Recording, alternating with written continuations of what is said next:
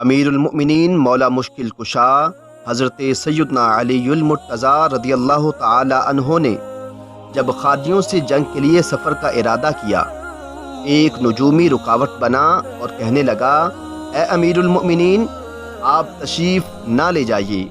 حضرت سیدنا علی المرتضیٰ رضی اللہ تعالی عنہ نے وجہ پوچھی تو اس نے کہا، اس وقت چاند عقرب یعنی آسمان کے برجوں میں سے ایک برج میں ہے، اگر آپ اس وقت تشریف لے گئے تو آپ کو شکست ہو جائے گی۔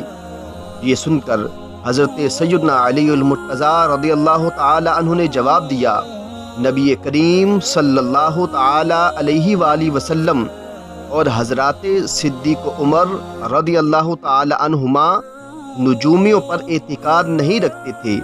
میں اللہ عز و جل پر بھروسہ کرتے ہوئے اور تمہاری بات کو جھوٹا ثابت کرنے کے لیے ضرور سفر کروں گا۔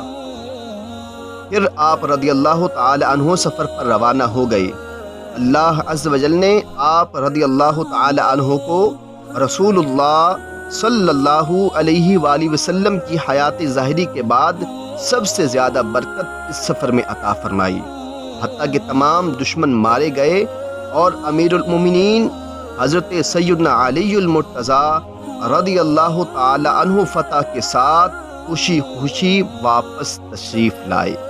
محترم ناظرین کرام، اس روایت کے اندر نجومی نے حضرت علی کو یہ کہا کہ یہ وقت منحوس اور برا ہے، اس کی بات کو غلط ثابت کرنے کے لیے آپ نے سفر کیا اور پھر اللہ نے آپ کو برکت، فتح اور نصرت بھی عطا فرمائی۔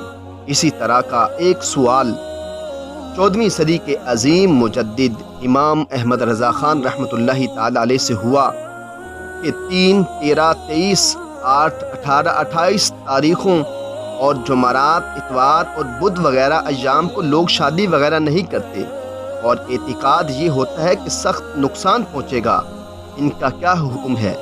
امام احمد رضا خان رحمۃ اللہ تعالی علیہ نے جواب دیا، یہ سب باطل اور بے اصل اور بے بنیاد ہے۔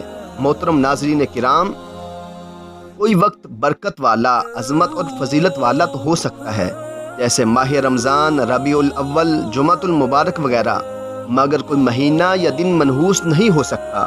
تفسیر روح البیان میں ہے، سفر وغیرہ یعنی ماہ سفر وغیرہ کسی مہینے یا مخصوص وقت کو منحوس سمجھنا درست نہیں۔ تمام اوقات اللہ عز و جل کے بنائے ہوئے ہیں اور ان میں انسانوں کے اعمال واقع ہوتے ہیں۔ جس وقت میں بندہ مومن اللہ عز و جل کی اطاعت و بندگی میں مشغول ہو وہ وقت مبارک ہے، اور جس وقت میں اللہ عز و جل کی نافرمانی کرے وہ وقت اس کے لیے منحوس ہے۔ در حقیقت اصل نحوست کو گناہوں میں ہے۔ محترم ناظرین کرام، اللہ تعالی ہمیں توہم، بدشگونی ان باتوں سے محفوظ فرمائے اور اپنے اوقات کو نیکیوں میں صرف کرنے کی توفیق عطا فرمائے، آمین۔